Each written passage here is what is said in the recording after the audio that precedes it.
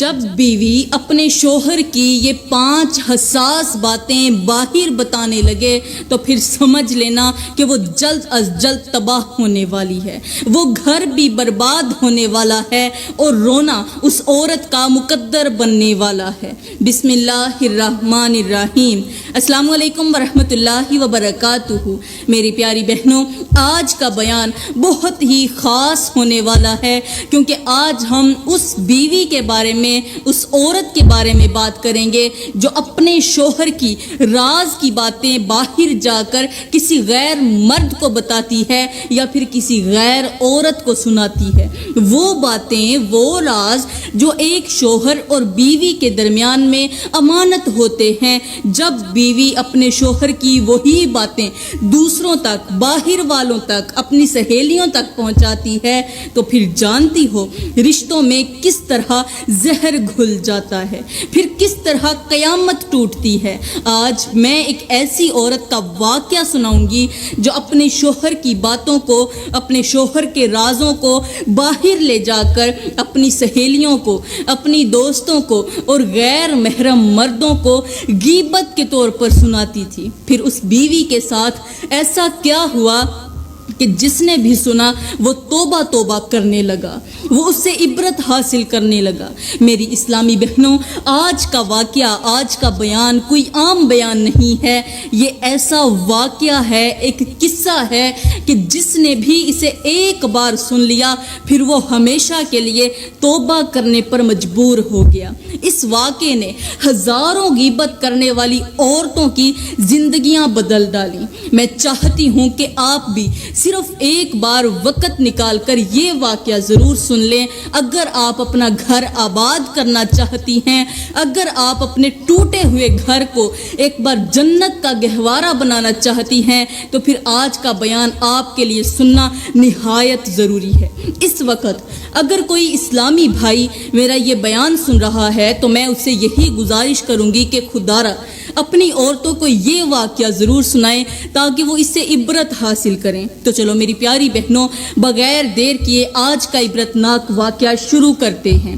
کہتے ہیں کہ ایک بادشاہ کے محل کے نزدیک ایک خوبصورت عورت رہتی تھی۔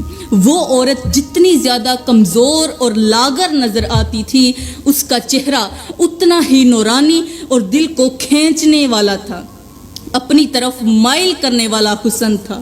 اس عورت کا ایک کچا سا چھوٹا سا مکان تھا جس کی دیواریں اکثر بارشوں کی وجہ سے بھیگ جاتی تھیں اور پھر چھت سے پانی ٹپکنے لگتا تھا، لیکن وہ عورت ہمیشہ صبر کرتی تھی، خاموش رہتی تھی، لیکن تھی تو بہت غریب۔ اس کے باوجود اس کی خوبصورتی ایسی تھی کہ امیروں کی لڑکیاں بھی آئینے میں خود کو اس جیسا بنانے کی تمنا کرتی تھیں، خواہش کرتی تھیں۔ جو بھی اسے ایک نظر دیکھ لیتا بس پھر وہ اسے دیکھتا ہی رہ جاتا، جیسے وقت رک جاتا ہو۔ آہستہ آہستہ اس کے حسن کے چرچے پورے شہر میں گونجنے لگے۔ جب بھی حسن کی بات آتی تو لوگ اس عورت کی مثال ضرور دیتے۔ ایک دن صبح کا وقت تھا، صبح سویرے ٹھنڈی ٹھنڈی ہوا چل رہی تھی۔ بادشاہ اپنے خوبصورت محل کی چھت پر چہل قدمی کر رہا تھا، ارد گرد کے خوبصورت مناظر دیکھ رہا تھا کہ اچانک بادشاہ کی نظر محل کے نیچے ایک کچے سے چھوٹے سے مکان کے صحن میں بیٹھی ایک پردہ دار عورت پر پڑی۔ یہ وہی عورت تھی جو حسن میں ایک مثال رکھتی تھی۔ بادشاہ کی نظر جیسے ہی عورت پر گئی تو نظر نے ہٹنے سے انکار کر دیا، جیسے آنکھ اس حسن سے بند گئی ہو۔ بادشاہ دیکھ کر دنگ رہ گیا کہ ایک کچے سے معمولی سے چھوٹے سے مکان کے اندر اتنا بڑا حسن اور مجھے پتا بھی نہیں۔ بادشاہ نے جلدی سے اپنی ایک لونڈی کو بلایا۔ بادشاہ نے کہا، یہ جو سامنے کچے سے مکان کے اندر ایک عورت بیٹھی ہے یہ کون ہے؟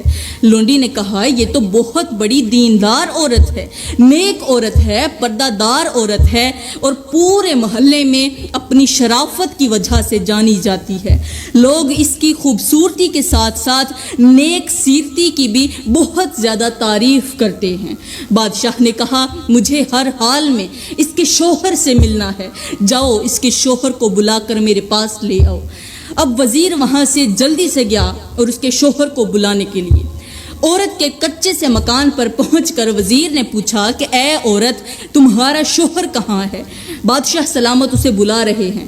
خوبصورت عورت نے کہا میرا شوہر محنت مزدوری کرنے گیا ہوا ہے، جب وہ گھر واپس آئے گا تو میں اسے بادشاہ کے دربار میں بھیج دوں گی۔ وزیر نے کہا نہیں، بادشاہ کو بہت زیادہ جلدی ہے، وہ ہر حال میں آپ کے شوہر سے ملنا چاہتے ہیں۔ خیر وزیر نے بڑی ہمت اور کوشش کے ساتھ بھاگ دوڑ کرنے کے بعد اس خوبصورت عورت کے شوہر کو لے کر بادشاہ کے دربار میں حاضر کر دیا۔ بادشاہ نے کہا اے شخص بتا وہ عورت کون سی ہے جو تیرے گھر کے صحن میں بیٹھی تھی؟ غریب شخص نے کہا جی بادشاہ سلامت وہ عورت میری بیوی ہے۔ بادشاہ نے کہا میں تیری بیوی کو خریدنا چاہتا ہوں، تیری بیوی کی آنکھیں بہت نشیلی ہیں، تیری بیوی کا حسن مجھے بھا گیا ہے، جتنا پیسہ مانگنا چاہتے ہو مانگ لو، لیکن میں نے ہر حال میں تیری بیوی کو خریدنا ہی خریدنا ہے۔ بادشاہ کی یہ بات سن کر غریب شخص کی ٹانگیں کانپنے لگیں، اس کا دل تیزی سے دھڑکنے لگا۔ اس نے کانپتے ہوئے کہا بادشاہ سلامت میں گھر جا کر بیوی سے مشورہ کرنے کے بعد آپ کو بتا دیتا ہوں۔ یہ کہتے ہوئے بادشاہ کے گھر سے وہ جو غریب شخص تھا وہاں سے واپس چلا گیا۔ جب وہ چارپائی کے اوپر پریشان حال بیٹھا ہوا تھا تو اس کی بیوی نے پوچھ ہی لیا کہ اے میرے سردار، اے میرے سر کے تاج، آخر کس چیز نے آپ کو اس قدر پریشان کیا ہوا ہے؟ آپ مجھے اپنی پریشانی کیوں نہیں بتا دیتے؟ اور ویسے بھی بادشاہ کے سپاہی آپ کو لینے کے لیے آئے ہوئے تھے، وہ کیا کہتے تھے؟ شوہر نے کہا اے میری نیک بیوی، بادشاہ نے آپ کو دیکھ لیا ہے، آپ کا حسن اور آپ کی خوبصورتی دیکھ لی ہے، اس نے آپ کو پسند کر لیا ہے، لہٰذا وہ اب آپ کو حاصل بھی کرنا چاہتا ہے۔ کہتا ہے میں نے ہر حال میں آپ کی بیوی سے شادی کرنی ہے، اپنی بیوی کو مجھے بیچ دو، جتنا پیسہ لینا ہے مجھ سے لے لو۔ پھر وہ عورت یہ بات سنتے ہی اچانک چونک گئی، کہنے لگی اگر یہی صورتحال ہے تو ہمیں جلد از جلد اس گھر سے نکل جانا چاہیے، بغیر دیر کیے یہاں سے نکل جائیں۔ میری اسلامی بہنوں پھر کچھ یوں ہوا کہ رات کے دوسرے پہر دونوں نے چھوٹے سے مکان کے اندر سے کھانے پینے کا ساز و سامان اٹھایا اور گھوڑے کے اوپر سوار ہو کر گھر سے باہر نکل گئے۔ رات کے دوسرے پہر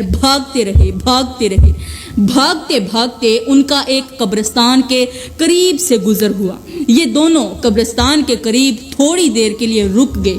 جیسے ہی رکے تو اچانک قبرستان کے اندر سے رونے اور چیخنے کی آواز آنے لگی۔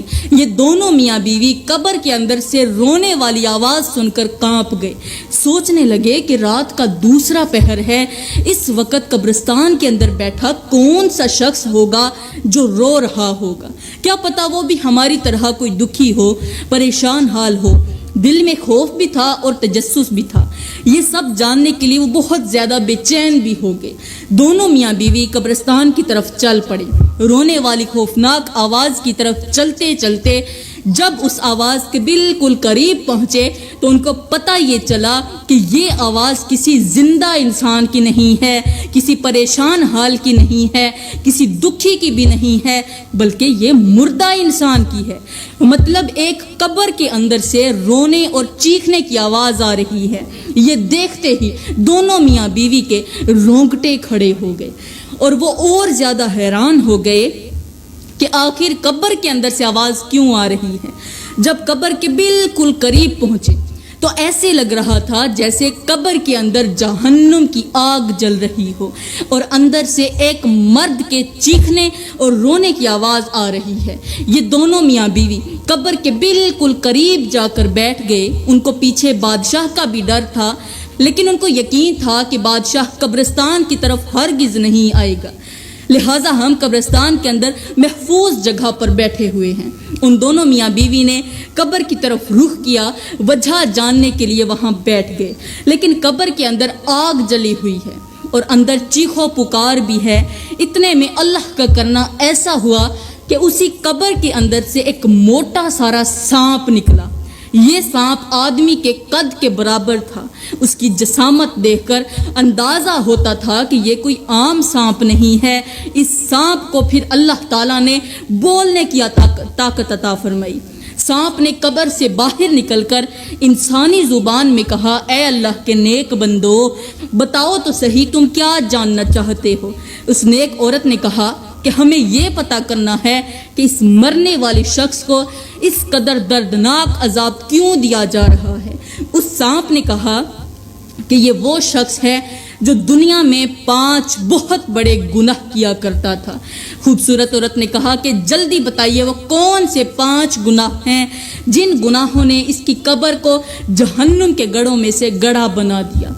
सांप ने कहा इसका पहला गुनाह तो ये था कि ये माल के होने के बावजूद भी सदका और ज़कात नहीं दिया करता था, गरीबों की मदद नहीं किया करता था।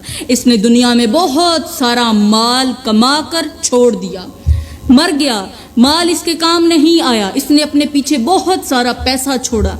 वो माल वो पैसा आज इसकी औलाद इस्तेमाल कर रही है, लेकिन ये कब्र के अंदर उसका हिसाब दे रहा है।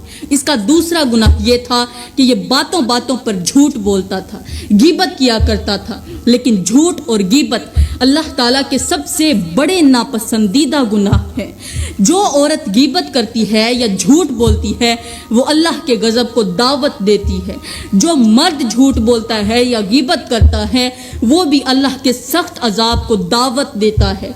अभी सांप इन दोनों को मुखातिब होकर गुनाहों के बारे में और कब्र के अंदर अजाब में मुब्तला शख्स के बारे में कुछ बता ही रहा था कि पीछे से घोड़ों के दौड़ने की आवाज़ आई। ये घोड़े उसी बादशाह के थे और बादशाह इस खूबसूरत औरत के पीछे अंधा होकर इसकी तलाश के लिए निकल पड़ा था।